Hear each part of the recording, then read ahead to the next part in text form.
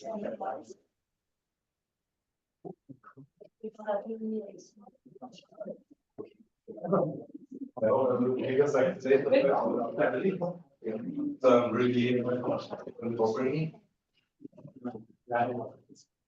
distinguished guests, colleagues and friends, ladies and gentlemen, my name is Choshanbe Nazarov and I'm an assistant professor and research fellow at the University of Central Asia.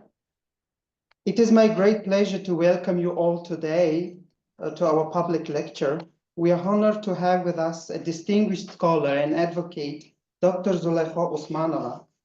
With her extensive background in philosophy of culture and her significant contribution to the field of philosophical anthropology, Dr. Usmanova brings a wealth of knowledge and insight.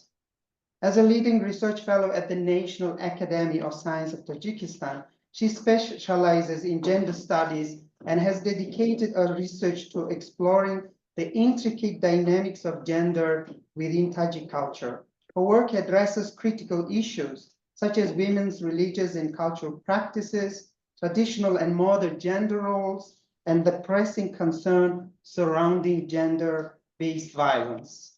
In addition to her academic achievements, Dr. Usmanova has worked with numerous international organizations enhancing gender equality through training and public engagement. Her role as a recognized interpreter and translator adds another dimension to her impressive portfolio, reflecting her dedication to fostering understanding across cultures. We are excited to hear her insight today and engage in the thought-provoking discussions on the important themes she will be presenting. Thank you for all joining us, and please join me in welcome Dr. Zulekha Usmanova. Thank you. Thank you very much for coming.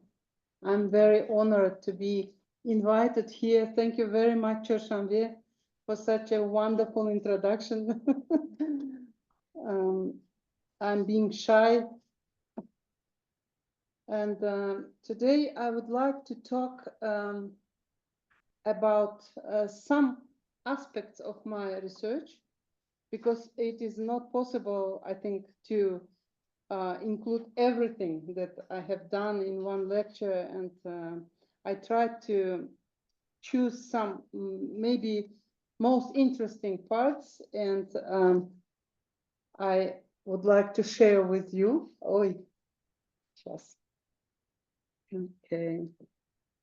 So it will be, it is a plan, and I will be speaking about gender approaches, gender methods, and why I decided to use them, gender approaches, in my research about Tajik culture.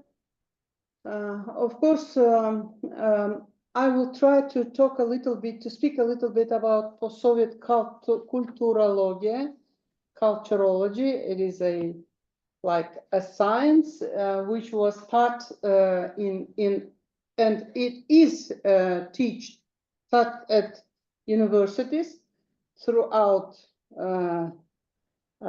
former Soviet republics, including Tajikistan.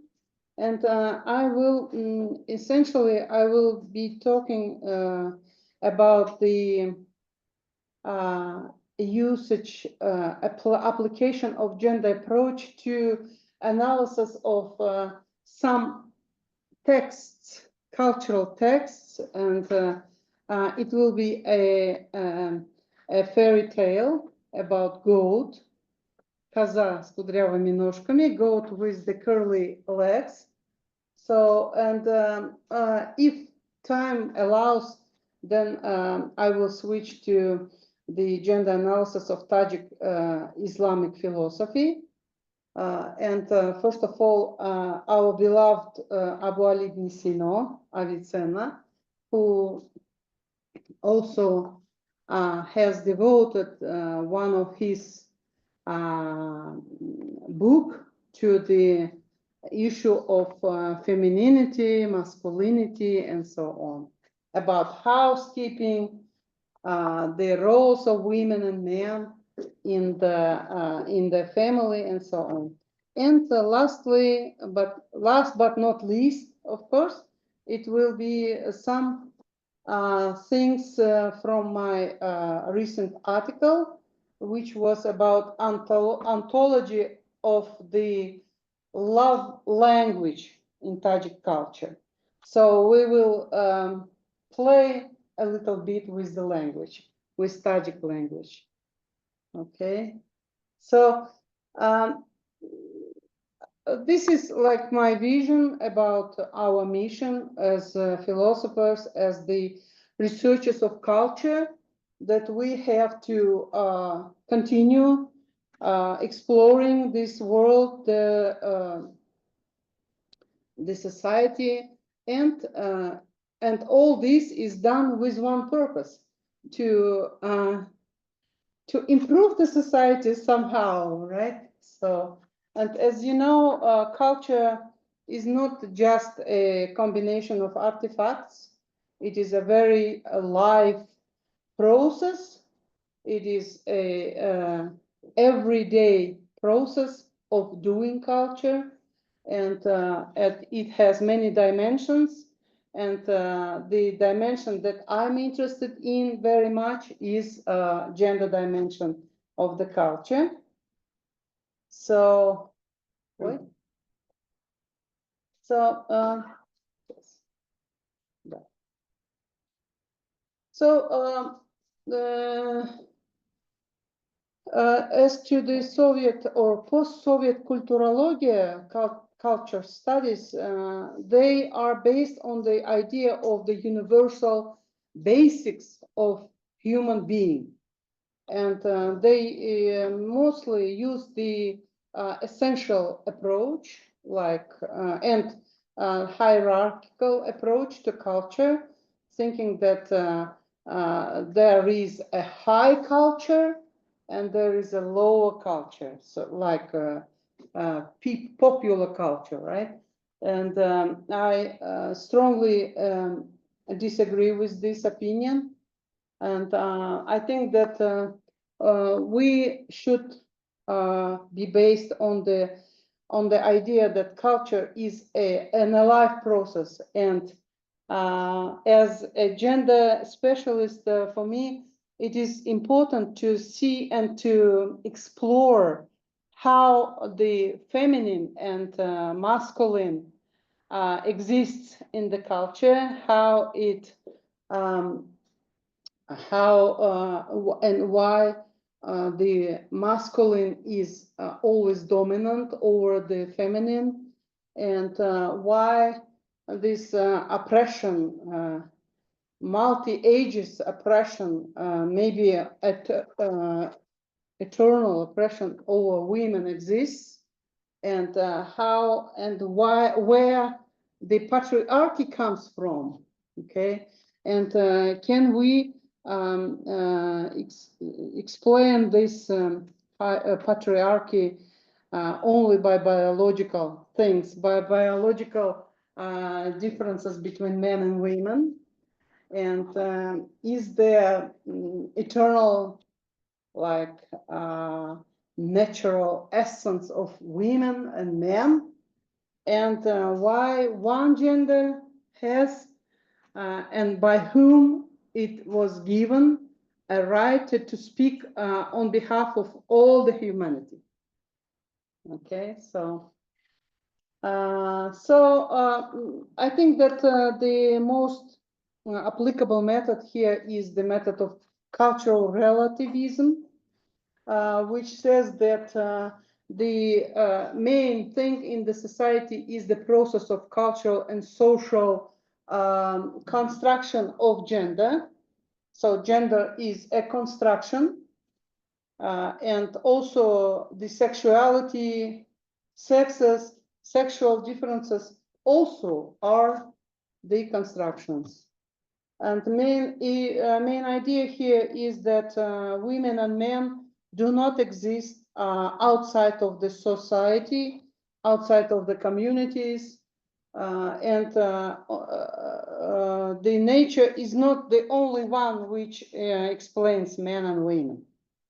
Okay, because what forms men and women, what forms the differences is culture, and only culture. So and anthropology of gender, which we are doing, which I'm working in, demonstrates the role that culture and society plays in the forming of gender differences.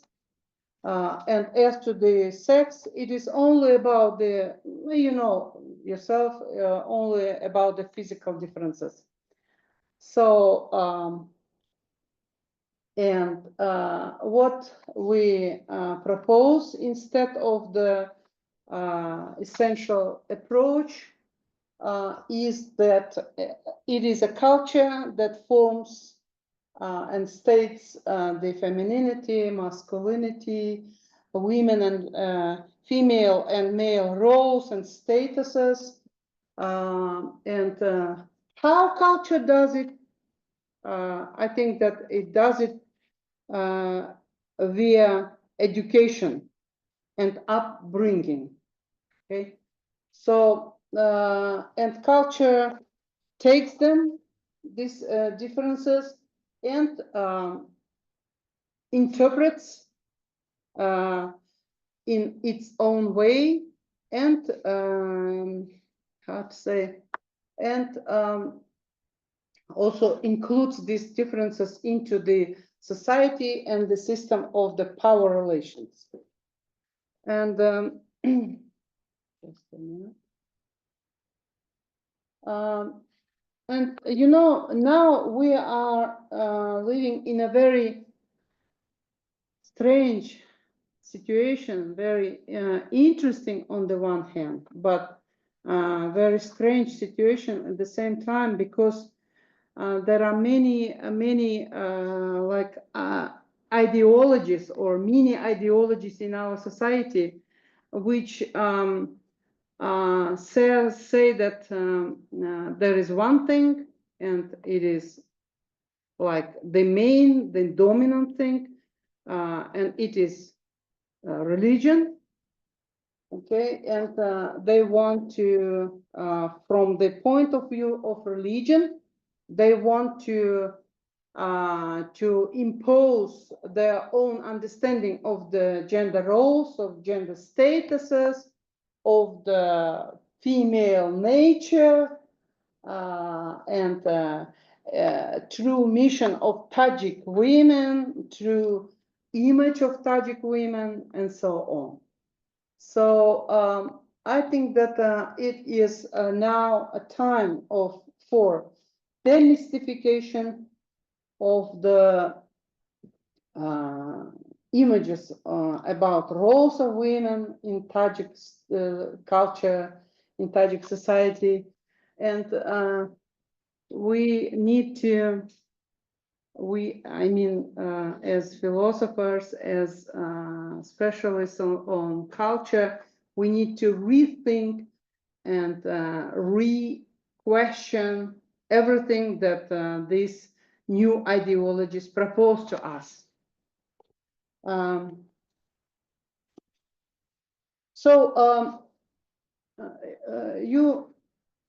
think you would agree with me that the ideas about masculinity and femininity, about the interactions between the genders and so on, they are based, they are formed inside the culture, they are based on the tradition, and they reflect the experience of the relations between men and women. And in gender theory, the issue of gender differences about the main or basic cultural ideas on femininity and masculinity are the main ones. I stand for the idea that culture can be interpreted as a text, right? So any any phenomenon of culture, cinema, theater, literature, even music and so on, can be interpreted and can be analyzed as a text, cultural text. And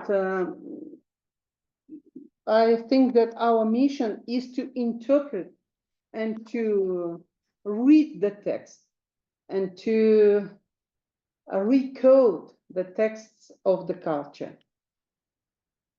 So, now I would like to turn to the topic of tales. Tales are a very important part of Tajik culture. There are many fairy tales, tales about people, about groups of people, about animals, and so on. And I consider tales as the means of education, a very powerful means. And who are the agents of socialization for children? It is a family, of course, it is parents, grandparents, brothers, sisters, and so on. And of course, TV and mass media. And in the context of Tajikistan, books are still a very powerful means of education, and they are used and read, and especially in the kind of families, maybe of middle class or educated, where the parents are educated people, they tend more to read tales, to read for their children. Hopefully. Вот. Значит, tales help us to understand interactions between different members of society, and particularly between men and women. These models of interaction, models of men and women that we can find in tales, they continue to influence our current life, our modern lives. Okay. And I would say I brought here the phrase of one of the very popular Russian researcher, Prok, on tales. He says that in tales literature, the gender culture is reproduced, gender culture of traditional society.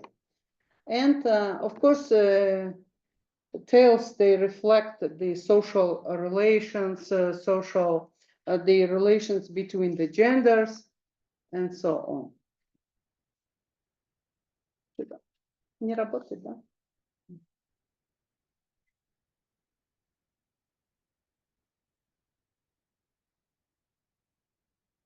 Awesome. Okay, so before doing this research on tales, I would put some research questions, and my research questions were included such questions as, is it real that men and women and girls in Tajik tales implement the same roles which were prescribed for them in the context of the feudal or patriarchal medieval society? So are they really very submissive, very quiet, very implemental? And also the question, is really the role of the submissive, very kind, very submissive mother main role for women in the tales? And she is always in the shadow of her heroic man, maybe her husband or her son. and so on, and what roles and what actions men or male personages implement in the Tajik tales, and what is the purpose of these roles. So I think that in Tajik tales, the relations between men and women are reflected, but they are going much beyond the relations or the ideas which were popular in the context of the Islamic Central Asia in the feudal society. Okay, so and these relations are kind of equal. They are full of the freedom of choice. And even men, even women and girls, they have this freedom of choice. They are very free in these tales. And we think that the tales, they reflect the period of Tajik society where we had kind of syncretic equality between genders, and it was fair and fair relations, and no religion regulation was needed that time. This is Prop's phrase, who said that the fairy tale, it is not prerequisited by capitalism. It is more ancient than capitalism is, and a fairy tale is even ancient, more ancient than feudalism. And now this is the one of the popular Tajik tale, Buzaki Jingilapo. It is goat, mama goat with the curly legs. And you know the idea of the tale, right? Or no? It is a tale about mama goat. She has 7 babies, baby goats, and she's a single mother. She goes in the morning to get some food for her children, and she lives in the society of the animals. And when she comes one day home and knocks the door, nobody is responding, and she finds out that the wolf has eaten her babies.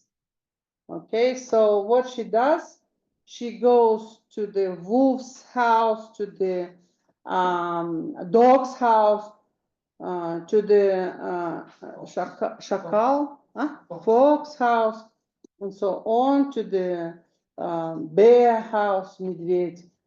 And she is calling the wolf for the fight.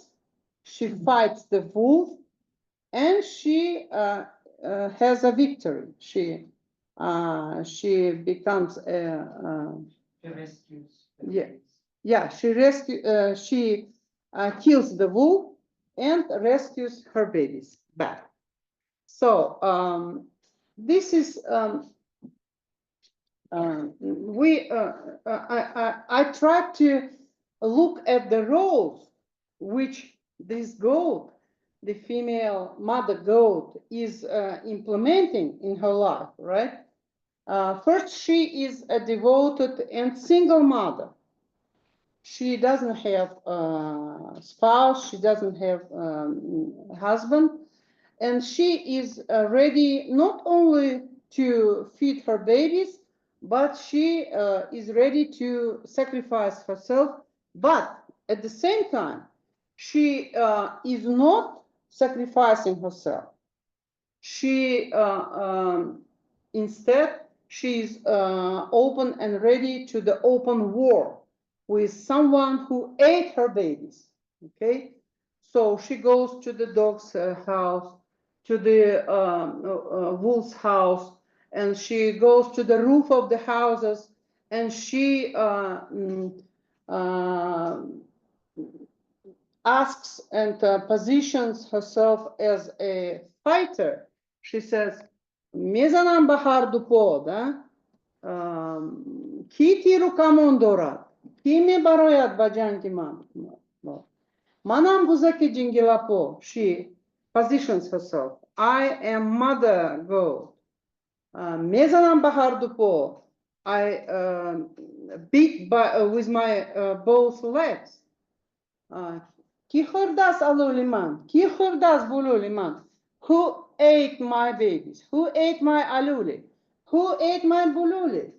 Who ate my hishtaki saritanuri? Who has the bow and чирукамон? Ну, лук и стрелы, да? Who comes to fight me with me? So she is not afraid of anybody, any potential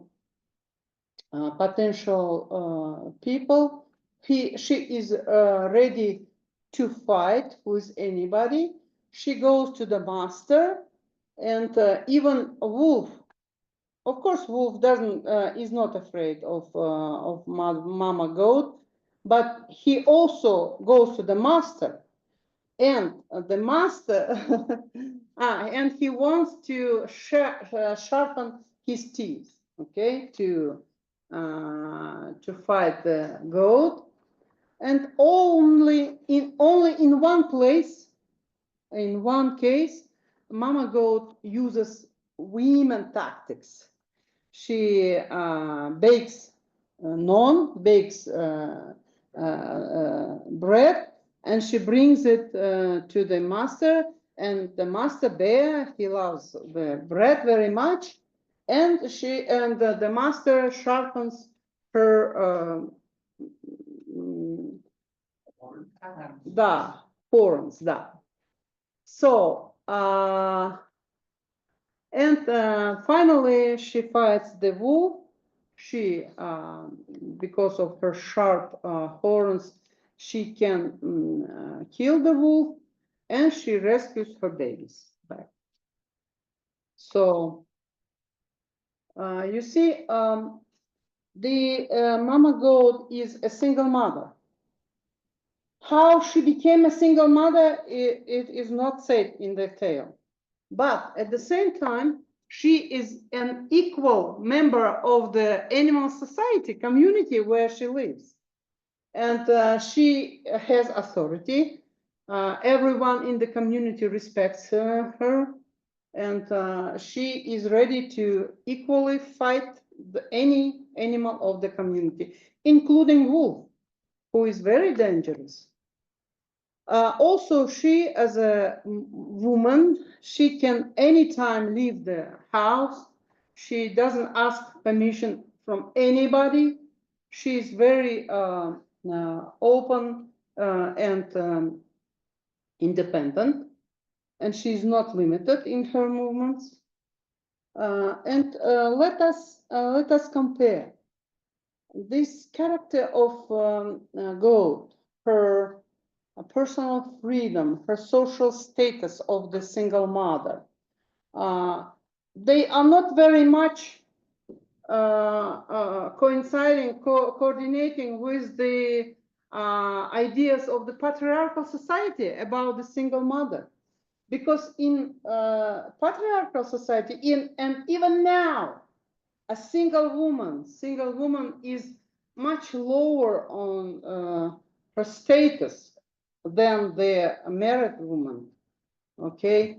And also, this is a very untraditional idea when a woman goes to fight with the very dangerous wolf, right? With the male, because the traditional patriarchal consciousness says us that a woman should be very submissive.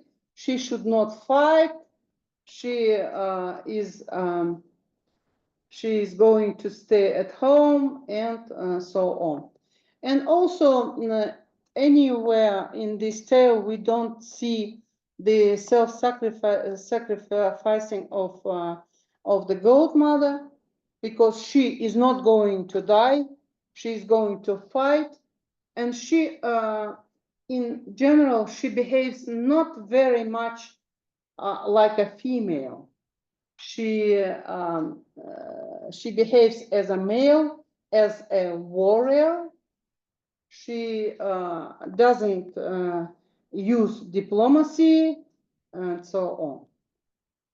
So she is an independent mother who is educating her children by herself. She is a warrior. She is ready to fight with the wolf. She is equal with the other members of the society. She independently pursues the investigation.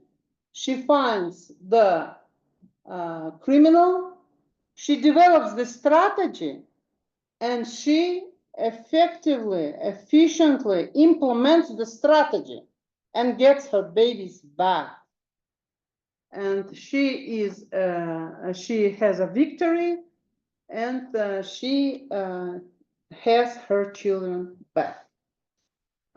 So main physical, psychological, and personal features of this hero of goat mother are not the patriarchal features, the features of the that patriarchal society puts for women. She's not afraid of anybody, any whom, and she reading this tale gives the children the feeling of bravery, of braveness, and so as a result of this research, I came to idea that in Tajik tales, and this is not the only tale that I analyzed, there are many other tales.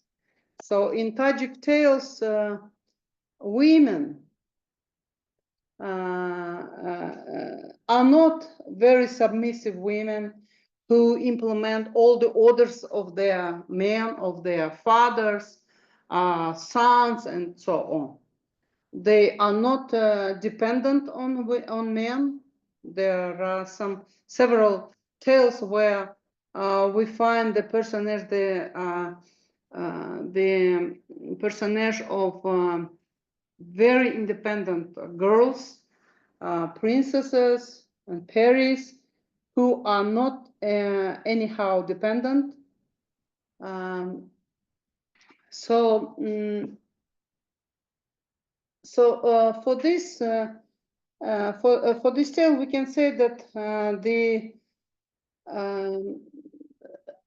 women's personage here, which is very positive personage, doesn't have features which are by which the patriarchal society is characterized. So, and also anywhere in the tale we do not find that these features only of males, and only males are so brave and so on. And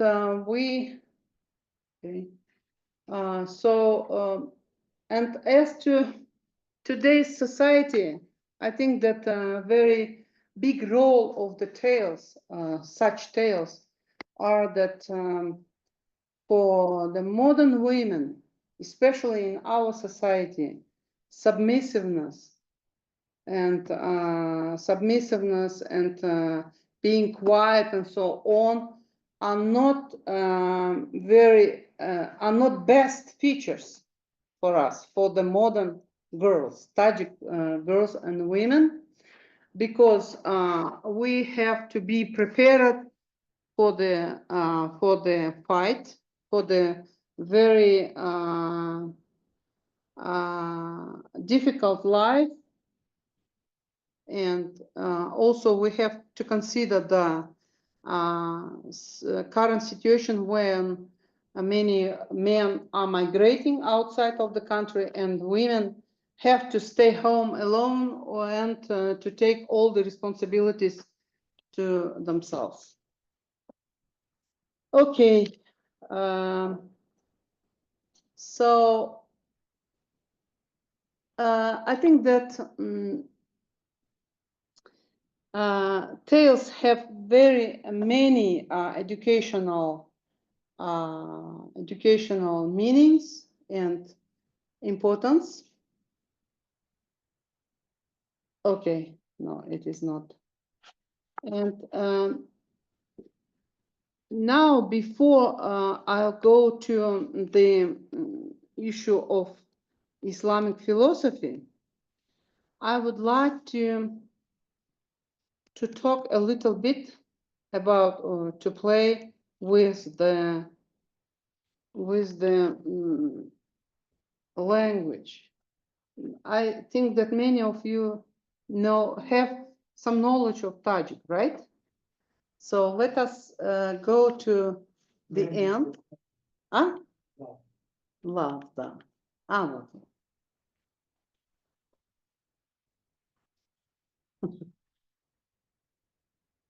So this was interesting to me a couple of years ago to see how the notions of love exist in Tajik society, in Tajik language, and how people use them, in what context. If you know a little Russian, you might know that there are sayings in Russian like "любовь зла, полюбишь и козла." Life is very brutal. Love is brutal. If love covers you, then you will be in love with even a goat. Okay, so you can love even a goat if there is a love. So, and I would like to a little bit to bring these examples of Tajik expressions of love. And you know that I love you in Tajik will be man turo naz mebinam, right? Which means, literally, it means I view you, I see you very well. Okay, so I see what personality you are, and at the same time, I love you. Okay, so there is no any notion that people do not see, do not know about one between each other, about each other. So I love you, and I like Dusme Doram, Manturo Dusme Doram in Tajik, literally in English, it will be, I keep you as my friend. Like Dus is friend, for friend, right? So, and this is, to my knowledge, to my opinion, it is a formula that prioritizes friendship with between the two people who love each other. Okay, so the love is equal to the seeing well. Okay, and in okay, and has also the word friendship.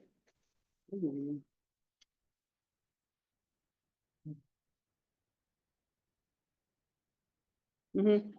So another, these are my colleagues. Another words that I would like to introduce to you are the words for the bride and for the fiancé. Okay, so fiancé is in Tajik shoh. Shoh is for king. And as to the bride, it is shohbonu, like female king, like queen. Okay, and also spouse, word spouse in Tajik is hamsar. And you know that ham is co, right? Comrade, right? Co-worker, hamsar, which means equal, and or two having one head. And you know that in Tajik language we don't have female and male роды, да? Женский и мужской род. There is no женский мужской, and hamsar is applied. Hamsar as a spouse is applied both to men and women, to husband and wives. So, and you know that in Tajik language we have many words that have this ham, like hamro, which is как спутник, hamro, co-traveler,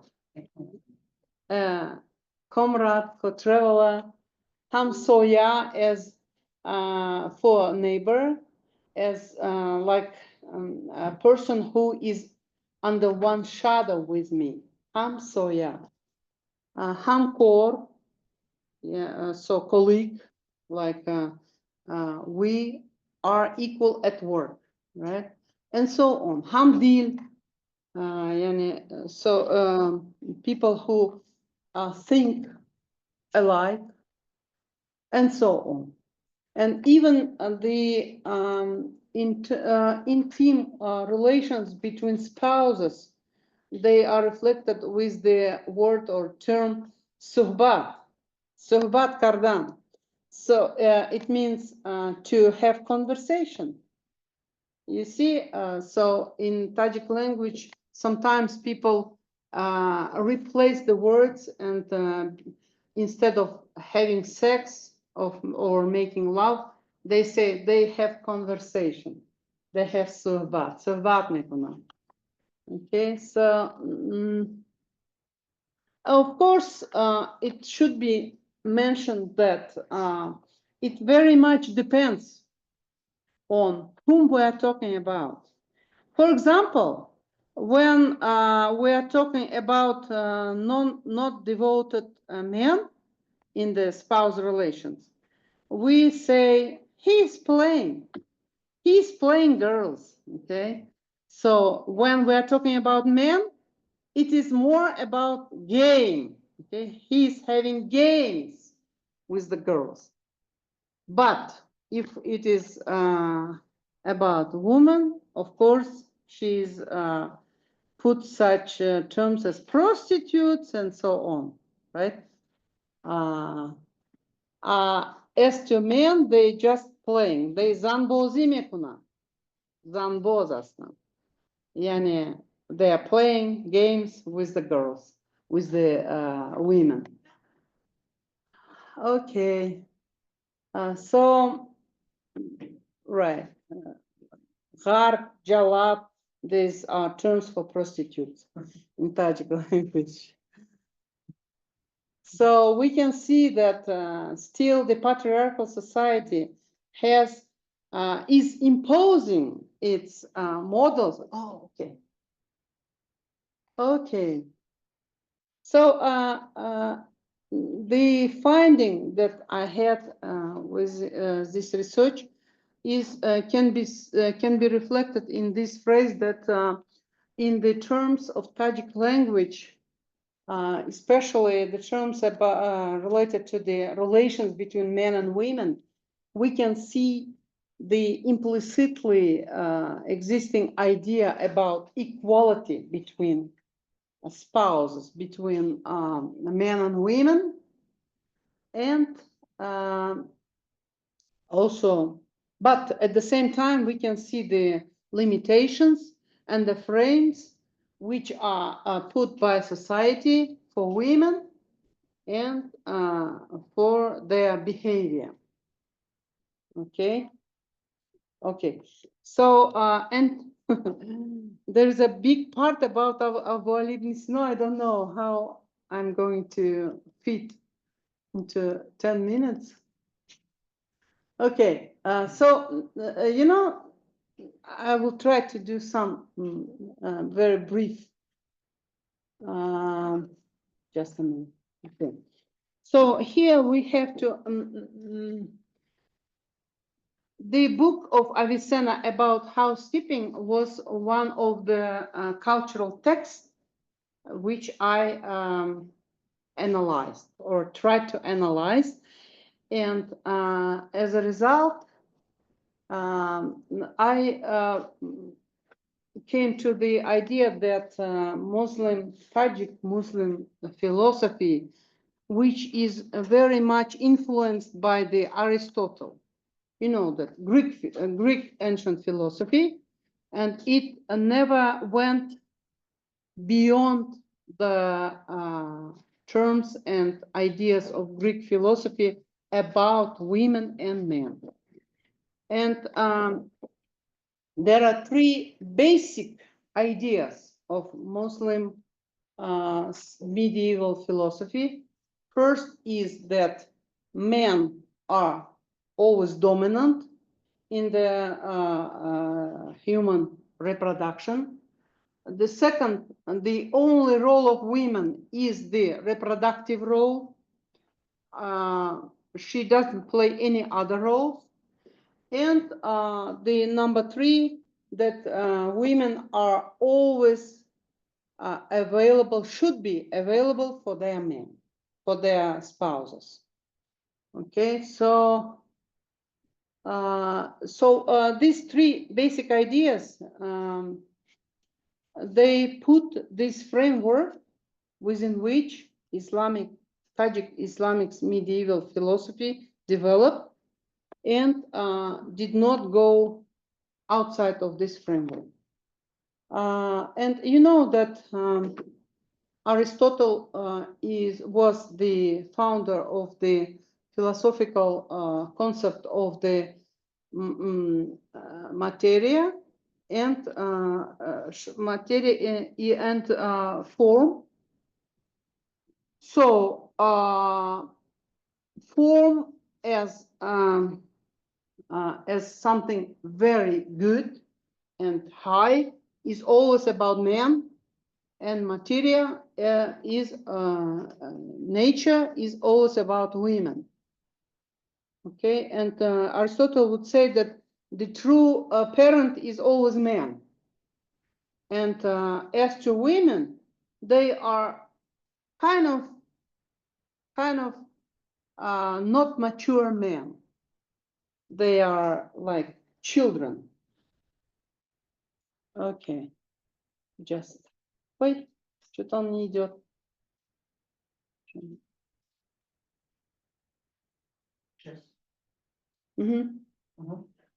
Okay, so and Avicenna about good women, he would say that one thing that we have to keep in mind is that Avicenna never married. Okay, he, poor man, he had to travel a lot, and he had to he was made to travel because he had to escape the prison and so on. And I think that because of this and other circumstances, Avicenna never married. But he, at the same time, he wrote this book about women, about how women should be, how women should behave in the house, what roles they should implement, and so on. And here you can see these definitions of women. She has to be nice, she had to be wise, God-fearing, shy, understanding, polite, fruitful. She has to have as much children as possible. She has to be submissive. She has to save the property of her husband, and so on. And here is the list of the features of women, which was developed by Avicenna. So she should be wise, religious, shy. She should be smart. She should be loving and caring. She should have, number 6, many children. She should have very short tongue, not speaking a lot. She should be submissive. She should have a very pure soul, and she has to save the property of her husband. She should be calm, full of I don't know, and she should be smart and so on. And she should calm down her husband when he's not in a good mood. And what about men? What men should be like? Men should be very strong and very serious to women. She and men have to be very very honorable, and also he should always bring some work for them. So he has to keep them employed to do something, not stay without work. So the fear of women before her husband is, according to Avicenna, is the basis for the politics of husband towards his wife. Вот. Ну, короче, нормально так. And he has to respect himself. As to respect the wife, there is nothing about this. So, and he has to always keep her busy. And not only wife, but all members of his family. Okay, so we think that medieval Tajik philosophy stands for the dualistic understanding of the being and human in the categories of materia, of the soul, of the body, and so on. And men are associated with the reason, with the soul. As to women, women are associated with the nature, with the materia and body. So, and these all were stipulated in the Holy Quran. And I think that I can stay here. Okay, thank you.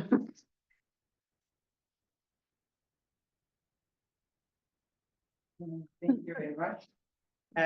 Thank you, Dr. Usmanova, and the floor is open for questions. And if you have any questions there are a couple of questions online. So let's first ask our audience in the room, and then we will go to the online questions. Yeah, sure. Yeah. Yes. Yes. So you mentioned about the archetype of male and female in society as per the cultural interpretation. How did that play into the role of the individual or individuality and individual expression? I'm not sure that I understood you. So, for example, you said men should be finding work, or they should be strong and noble. was how, was there also freedom to express individual desires or how you wanted to present yourself to the community, or was that just bound by those restrictions? I think that there was some limitations and restrictions that a society, a patriarchal society, would put for men and women, how to be a good man, a good woman, and this continues to exist now, even now. And it is changing, of course, but it exists. So there are some frames which men and women have to meet. I think. Thank you for the question. Yeah, any more questions? Yeah. And then Masa? Yeah, you and then Masa. Thank you for the great lecture. I thought I knew the fairy tale you showed and you talked set up. But I was wrong because I knew the German version of it or the version the Brothers Grimm. So it's way more the role of the mother is way more patriarchal. I think because she doesn't fight the wolf directly. So she just puts big stones in his stomach, and at the end he falls into the water and dies by this. But she isn't fighting him directly. In German. In German. In yeah. German interpretation. Yeah. Okay. And I was wondering if you know reason maybe why this fairy tale was so much changed, because it really changes the way femalehood or like women are expressed in the story.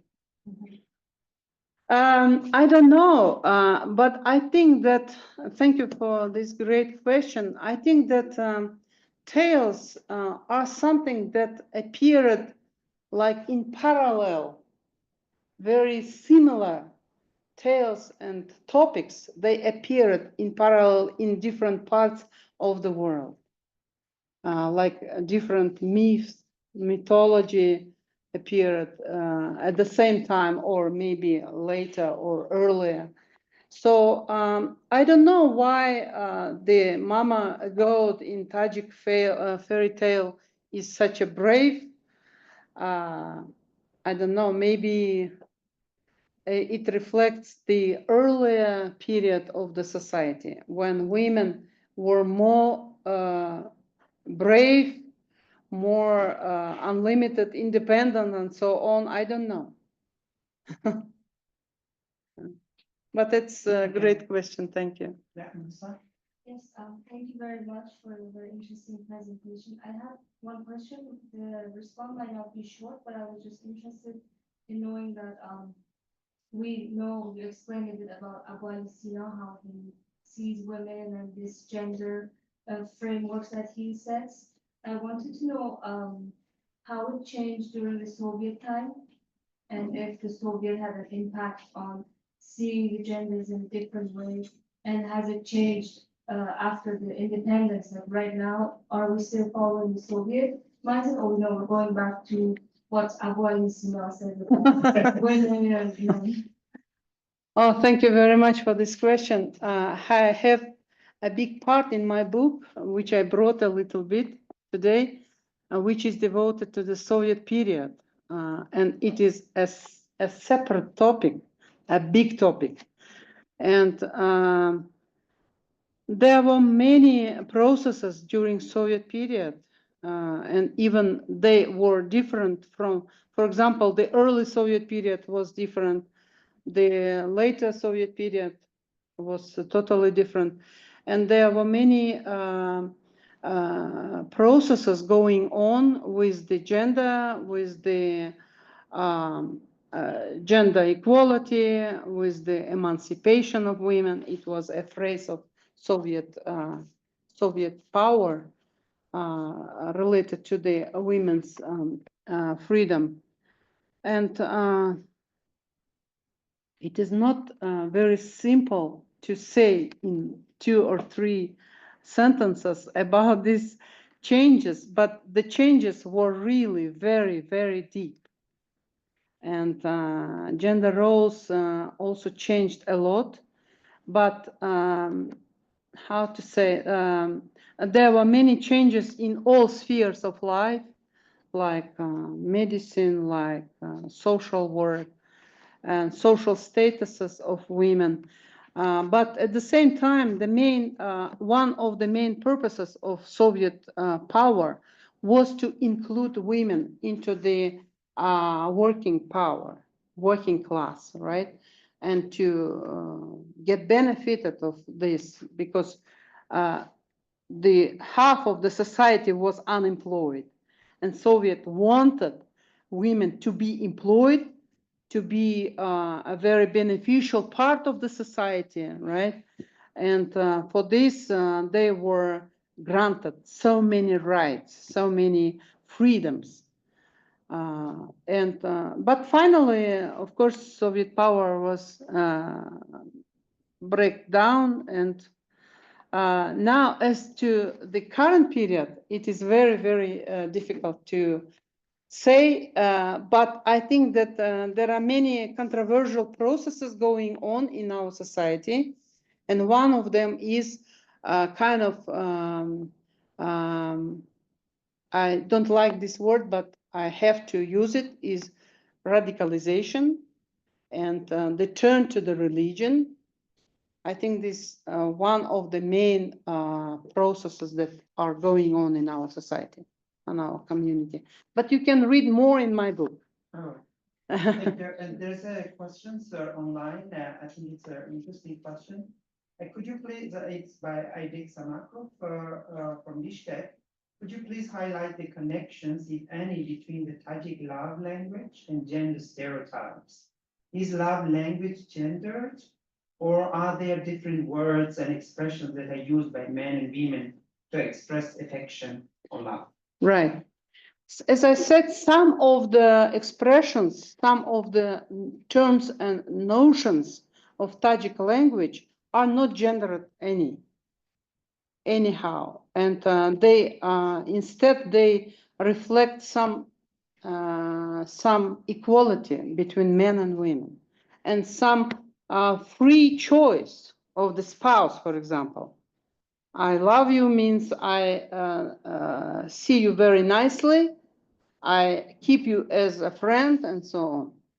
So, and ham roh, ham soya, ham sar are reflecting this as well.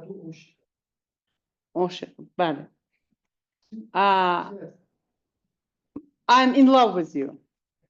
But you are right, because we cannot escape gender stereotypes.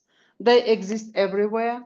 And that's why if man is doing something, he is just some boss. He is just a man playing girls. As to women, it is totally different. And of course, gender stereotypes are there. Yes. Thank you. Just a short thought, because I understood the question as if there is a difference in not in the, let's say, target of the words, like Zanbos, was it right? Targets a man, and prostitutka was something targets women, but also like in the usage of the people themselves. So if I'm a man, do I use different words of my affection? And would I use other words if I myself were a woman? I thought it was like that. And is there something like this in Tajik? Like the language of the genders is different, not specifically in who they target, even though it would probably be reciprocal. It depends very much on the level of culture of the man, okay? And usually men and young men, they use the terms and notions that are used in the society, in language. So, and sometimes when like games between men, they can call themselves each other prostitute, you know? even like playing these words. They can call each other, you are prostitute, you are prostitute.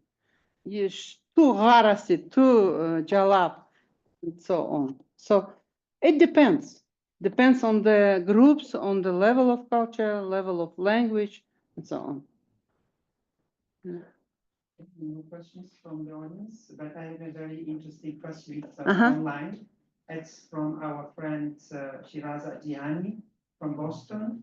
And he says, a question for the speaker. The mother goat is exceptional. Such tales do not speak of the majority or the masses. In our analysis, therefore, are we imposing a particular on the general? This is an epistemological challenge in anthropology. Dr. Usmanova, could you please share your thoughts on this? Also, do we know if the author of the mother goat tale, as with many other such tales, was male? Would that make a difference in how we would understand the tales? Thank you for the interesting talk. Thank you. Thank you for this question. I do not know who was the author of the tales. And I think that it is very difficult to know because it is considered a fairy tale or a popular tale, and the author is people themselves. So, and I wouldn't agree with this lady or gentleman who is saying that the goat, mama goat, is exceptional. Да? Исключительное. Это не популярный, да, персонаж, а исключительный. I wouldn't agree because there are many other tales. For example, there is a tale Vodarev about the warrior, female warrior, very long tale, and about her heroism, her behavior, her life, her relations with the prince, and so on. And there we can see the, I think that there is a part of the tales in many cultures, not only Tajik. It is Kyrgyz culture, it is Russian culture, where we can see the tales, we can find tales with these very strong females and weak males. And I think this is like a trend in the tales. There is a research on Russian tales about strong males, strong females and weak males. So I think that it is not exceptional. All right, thank you. Any more questions from the audience? Давай, And I вопрос. think we will take another last question. It's from online again. Our online speakers are so attendees are very active. This was a very popular folktale. Maybe it's referring to the Buzaki Jingila that we studied in school and watched its cartoon in the Soviet period. Is this folktale shared by all Central Asian peoples, or does it belong to Tajiks? I don't speak for all Central Asian cultures, but I believe that in Uzbek culture there is such a tale, and in Tajik also. And I can even admit that this was inherited or taken from Russian tale, but I'm not sure about this. Maybe Russians took from us, maybe we took from somebody else, I don't know.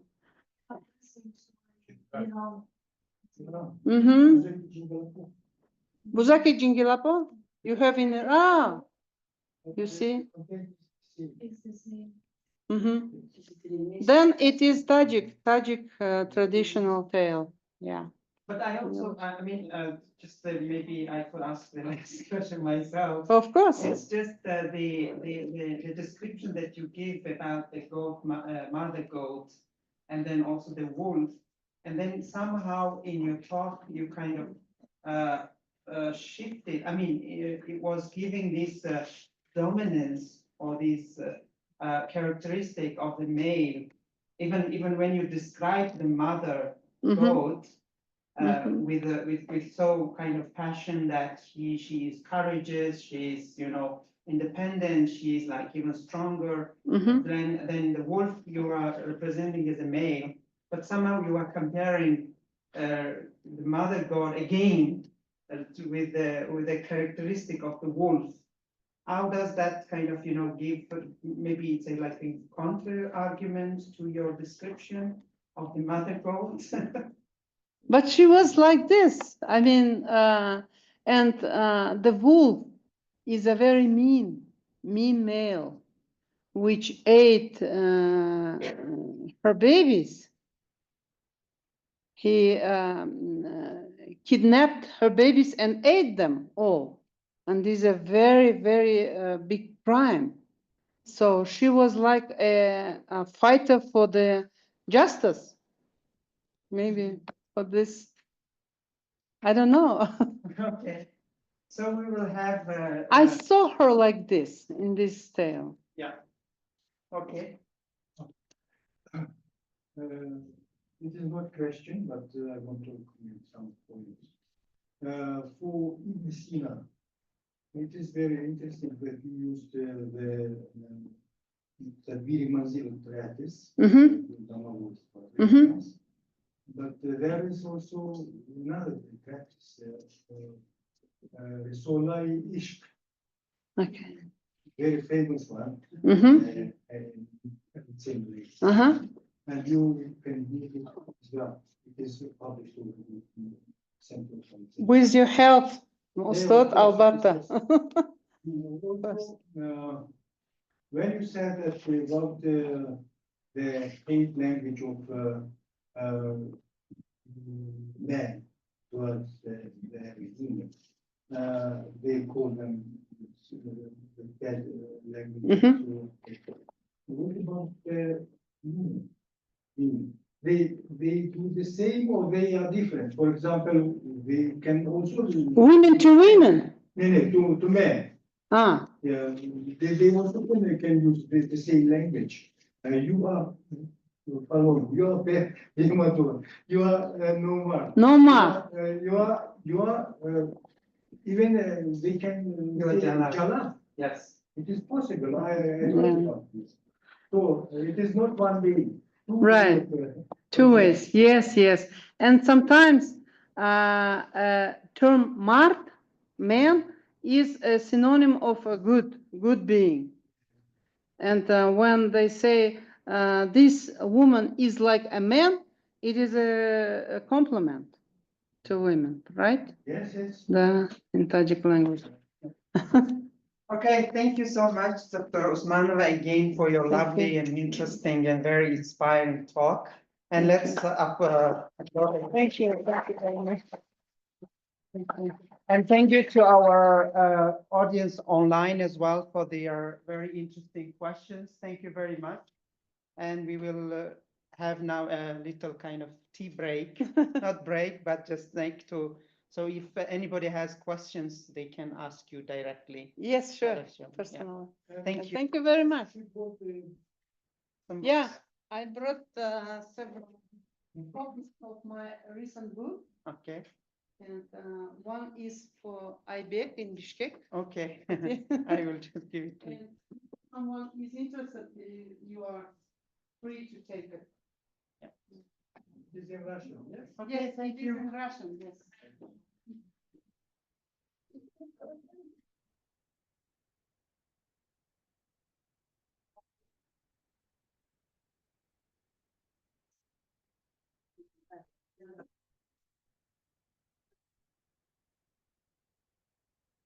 The Chinese